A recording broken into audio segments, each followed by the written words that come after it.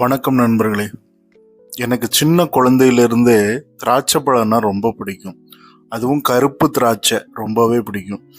நான் சின்ன குழந்தைகளில் இருக்கும்போதிலிருந்தே எங்கள் அப்பா எப்போவுமே வாங்கிட்டு வந்திருக்காங்க கருப்பு திராட்சை. அது நல்ல கொட்டையோடு உள்ளே இருக்கும். ஸோ அது சாப்பிட்றதுக்கு ரொம்ப கனிவாகவும் அழகாகவும் இருந்தது. நான் சில நேரங்களில் அந்த கருப்பு திராட்சையை நான் நிறைய நேரம் நல்லா கரைச்சி அதில் உள்ள கொட்டையெல்லாம் எடுத்துட்டு அதில் நம்ம குளுக்கோஸ் போட்டு நாங்கள்லாம் குடிச்சிருக்கக்கூடிய நினைவுகள் எனக்கு நிறைய இருக்குது.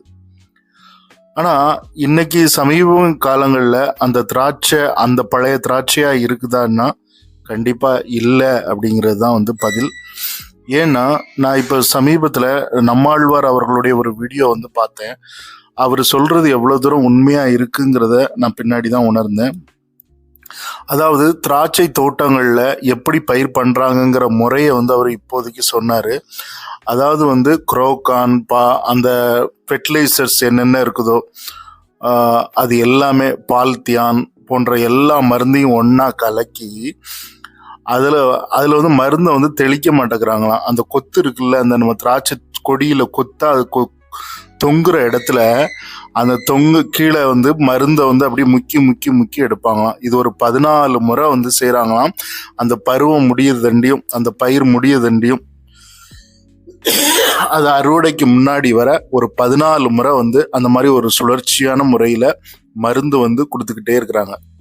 இந்த மருந்து எல்லாம் தான் திராட்சை பழமாக வருது நமக்கு. ஸோ இந்த மருந்தை நம்ம எப்படி நம்ம சாப்பிட முடியும்? நான் குழந்தையா இருக்கும் போதெல்லாம் சாப்பிட்ருக்கேன். இனிமேல் அந்த திராட்சை பழத்தை குழந்தைக்கு கொடுக்க முடியுமா? கொஞ்சம் யோசிச்சு பாருங்க.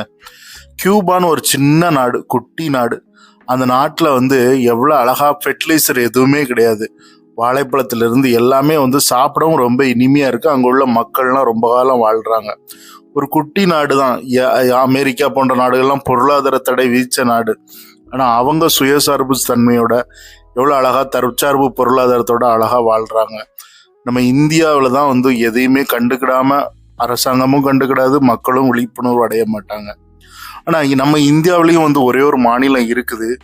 அது அருணாச்சல் பிரதேஷ். எனக்கு தெரிஞ்சு அருணாச்சல் பிரதேஷ், மிசோராம், இந்த 2 ஸ்டேட் அவங்க இந்த ஃபெர்டிலைசர்ஸ்லாம் அதிகமாக யூஸ் பண்ணுறதில்ல.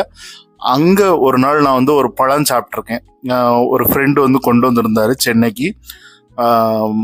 அருணாச்சல் பிரதேசத்தில் உள்ள ஒரு நண்பர் கொண்டு வந்திருந்தார். அந்த பழம் ரொம்ப இனிப்பாக இருந்தது. அதேமாதிரி அவர் குட்டி குட்டி மிளகாலாம் கொண்டு வந்திருந்தார். மிளகா ஊறுகாய், அந்த ஊறுகாய் சாப்பிட்றதுக்கே ரொம்ப அருமையாக இருந்தது. ஸோ இந்த மாதிரி நம்மளும் இந்தியாவில் ஒரு இடம்